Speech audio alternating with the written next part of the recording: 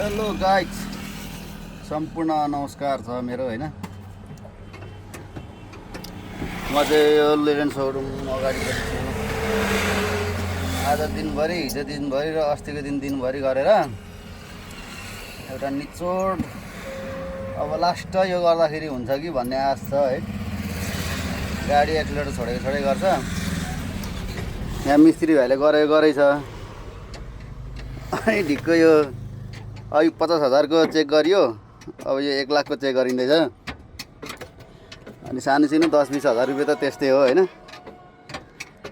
गरिँदैछ, प्रयास जारी छ। यो के भएको भन्ने कुरो अहिलेसम्म निचोड आएको छैन।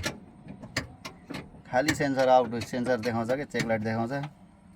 घरि पिआरबी, घरि पिजिआर, अनि अहिले त इस्यु बक्सको देखायो फेरि। अब हो समस्या यतिसम्म छ। भाइले गर्दैछ होइन। भाइ के हुन्छ त, आज नभए भोलि चाहिँ हुन्छ। गाह्रो छ गाइज, गाह्रो छ गाडीले। यो मलाई जहाँसम्म लाग्छ अगाडि नै त एकचोटि हामीले इजिआरको देखाएको थियो नि, हो त्यो बेला हामीले राम्ररी त्यही बेला बनाउनु पर्थ्यो कि होइन। सर्भिस गरेर हालियो नि त। अनि त इजिआर देखाएको थियो नि त। इजिआर अरे पिआरबी देखाएको थिएन। अनि त्यो बेला चाबी अन अफ गर्दै कुदाइयो।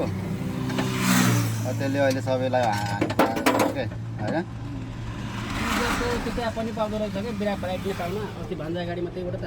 कहाँदेखि पिआरबी त त्यहाँ पनि पाउँछ, यहाँ पनि पाउँछ। त्यो त 8-9 हजार रुपियाँ पर्छ, त्यत्रो पर्दैन। तर गाइज अब गाडी खोइ के भन्नु, अब यो बिग्रिने बेला पनि थियो होला कि के हो होइन। ड्राइभरको मात्रै दोष के दिनु। तर 3 महिना पछाडि म चाहिँ आएको चाहिँ हो। 3 महिना पछाडि गाडी 3 महिना पछाडि आएर पनि 3 दिन ग्यारेज हालिसक्यो। अहिलेसम्म निस्किने टुङ्गो छैन। हेरौँ अब के हुन्छ। आज नभए भोलि हुन्छ। सबर गर्नुपर्छ। Bye bye.